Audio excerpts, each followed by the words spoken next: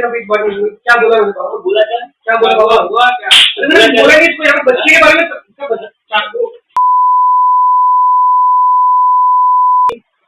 बाबा यार तो कुछ बोला नहीं है कुछ नहीं बोला भाई भगवान का बोला यार इतना इज्जत करो एक बात नहीं बोला भाई उनको अरे पर कुछ बोला नहीं बाबा मैं तेरे को यार अरे भगवान का नहीं बोला यार बोला नहीं यार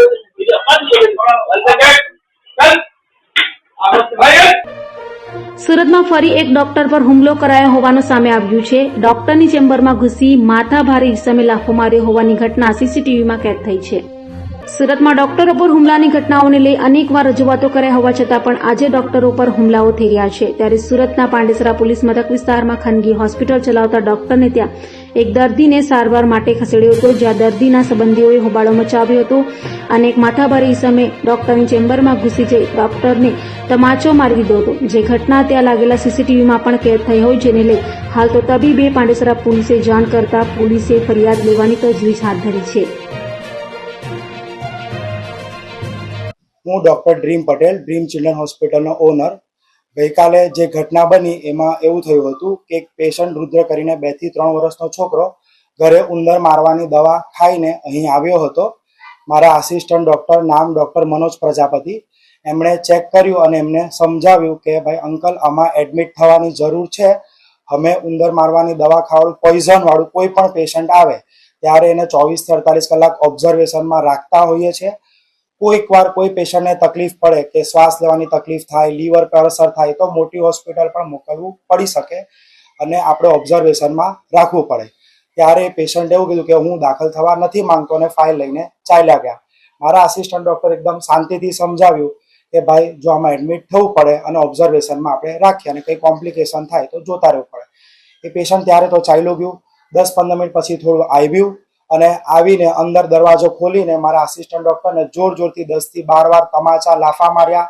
સ્ટાફ જોડે ગાળાગાળી કરી, સ્ટાફ જોડે જોરથી અભદ્ર ભાષામાં વાત કરી અને મારા આસિસ્ટન્ટ ડૉક્ટરને જોરથી 10 થી 12 લાફા માર્યા, જે તમે વિડીયોમાં જોઈ શકો છો, જેમાં એમની કોઈ જ પ્રકારની ભૂલ નથી. એ જ પેશન્ટ પાછું સાચી ચિલ્ડ્રન હોસ્પિટલમાં ગયું, ત્યાં પણ એને એડમિટ થવાની સલાહ આપી, ત્યાં પણ એ પેશન્ટ એડમિટ થયું નથી. અમે રાત્રે પાંડેસરા પોલીસ સ્ટેશન ગયા છે, તેમણે લેખિતમાં કમ્પ્લેન નોંધી છે. અમે એ જ ચાહીએ છીએ પોલીસ પાસેથી કે જે પણ હોય તે FIR કરે અને આગળની કાર્યવાહી આગળ વધે અને લોકોમાં એક થોડો સબક મળે કે ભાઈ તમે એક ડૉક્ટર ઉપર હુમલો કરવો એ વસ્તુ ખોટું છે. એમણે શાંતિથી સમજાવ્યું કે ભાઈ દાખલ થવું પડે, તમારે નહીં દાખલ થવું તમે બીજી જગ્યાએ ફાઇલ બતાવી દો. એમને કોઈ ફોર્સ નથી કર્યો કે ભાઈ દાખલ થાવ જ. એમણે શાંતિથી સમજાવ્યું કે ભાઈ દાખલ થઈ જાવ તો સારું ને આપણે ઓબ્ઝર્વેશનમાં રાખવું પડે, જે દરેક ડૉક્ટરની ફરજ છે સમજાવવાની. એમણે એમના પ્રમાણે ડ્યુટી કરી હતી, પણ પેશન્ટે જે પ્રકારનું બિહેવિયર કર્યું, દારૂના નશામાં કર્યું કે કઈ રીતે કર્યું, એ પોલીસને મેં કહું છું કે થોડી ઇન્ક્વાયરી કરે અને જે પણ લો પ્રમાણે આગળની કાયદાવાહી કરે અને કડકમાં કડક કાર્યવાહી એમના પર કરે, જેથી સમાજમાં એક થોડો લોકોમાં ભય બેસે કે ડૉક્ટર પર હુમલો કરવો એક થોડી ગંભીર ઘટના છે.